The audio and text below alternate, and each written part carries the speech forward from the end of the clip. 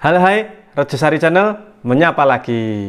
Di tahun 2021 ini, pemerintah Indonesia menyediakan ratusan ribu lowongan untuk guru honorer melalui tes PPPK yang akan diselenggarakan bersamaan dengan tes penerimaan pegawai negeri sipil.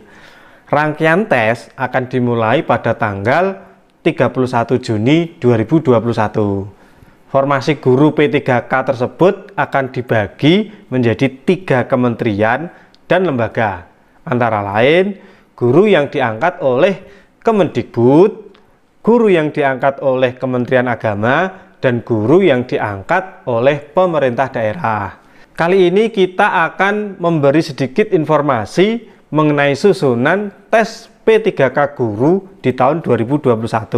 Mau tahu? Simak terus ya. Siapkan berkas. Pendaftaran CPNS dan P3K sudah dimulai sejak tanggal 30 Juni 2021 sampai tanggal 21 Juli 2021 pukul 23:59 serentak di SSCASN BKN 2021-2022. Pendaftaran CPNS resmi dibuka tanggal 30 Juni 2021 ya.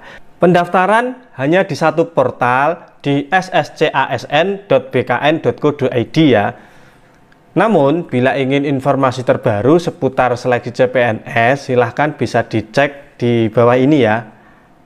Di tes P3K guru tahun 2021 ini ada 6 aspek yang menjadi susunan tes.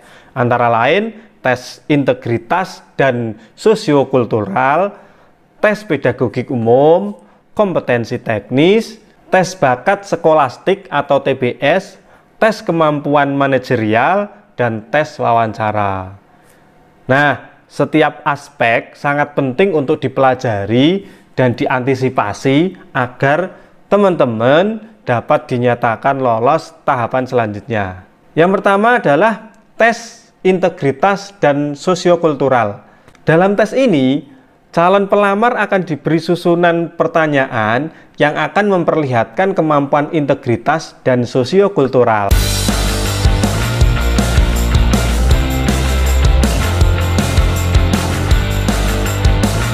Hal ini erat kaitannya dengan pendidikan kewarganegaraan dan kesenian.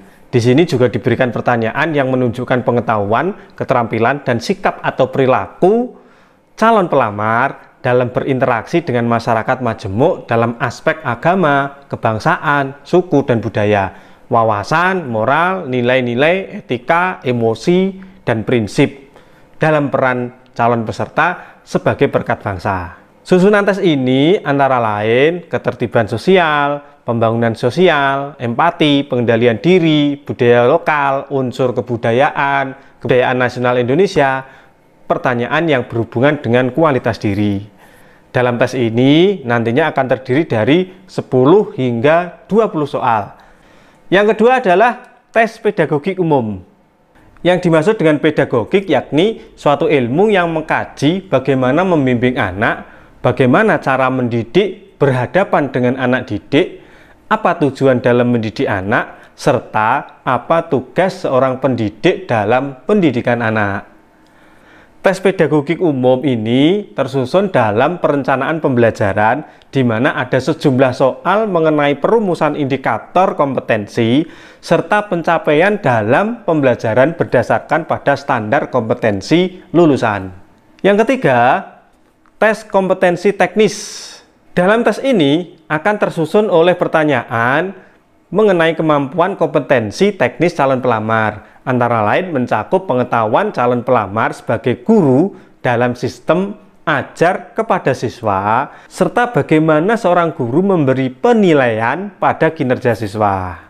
Tes kompetensi teknis juga menguji bagaimana pengetahuan, keterampilan, serta sikap atau perilaku yang dapat diukur, diamati, dan dikembangkan secara spesifik berhubungan dengan bidang teknis jabatan. Tes ini akan terdiri dari 70 hingga 100 butir soal. Yang keempat adalah tes bakat skolastik atau TBS. Pada tes ini akan diberikan pertanyaan yang berkaitan dengan kemampuan bakat skolastik calon peserta, antara lain logika serta kecepatan berpikir. Adapun rincian tes bakat skolastik adalah pertama, tes kuantitatif.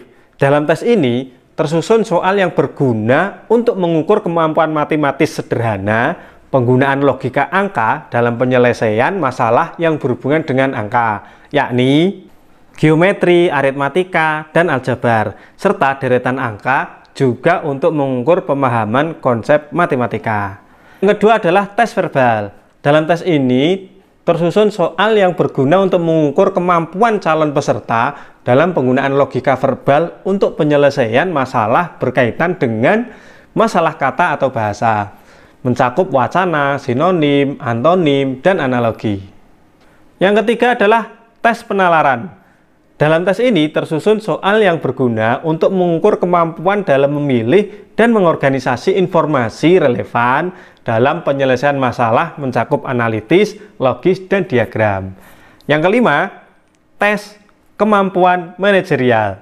Tes kemampuan manajerial tersusun dalam pertanyaan berkaitan dengan kemampuan manajerial calon peserta, seperti keterampilan, pengetahuan, dan sikap atau perilaku dalam berorganisasi yang dapat diukur, diamati, dan dikembangkan. Hal ini berkaitan dengan kerjasama, integritas, pengembangan diri, dan orang lain. Orientasi pada hasil komunikasi, pengambilan keputusan komunikasi, pengambilan keputusan pelayanan publik, mengelola perubahan, kemampuan manajemen waktu, pertanyaan seputar fungsi dan tujuan manajemen.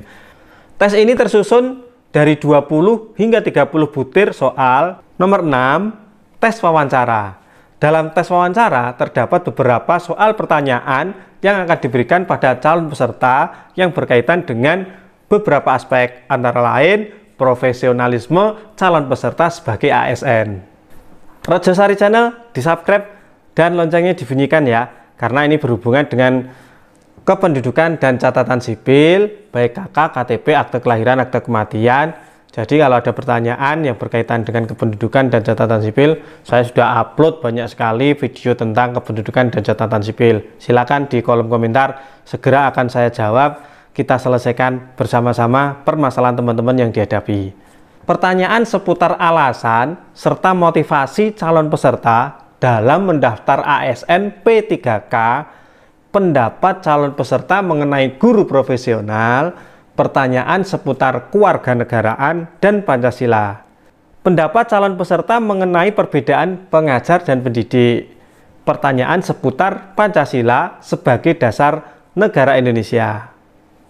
Tes wawancara akan dijalankan berbasis komputer atau komputer assisted test dengan jumlah soal 10 butir dan lama waktu pengerjaan selama 10 menit. Namun perlu diingat teman-teman, terdapat kemungkinan ada jenis pertanyaan lain yang akan diberikan penguji kepada calon peserta dalam proses tes dan wawancara. Maka dari itu, calon peserta diharap menyiapkan diri secara materi, pengetahuan, maupun mental untuk menghadapi penguji nantinya. Semoga ada manfaatnya. Terima kasih yang sudah subscribe. Yang belum, baru saja hadir, jangan sungkan dan jangan ragu. Subscribe teman-teman, dan loncengnya sangat memberikan semangat kami dalam memberikan informasi kepada teman-teman semuanya. Sampai ketemu di konten berikutnya.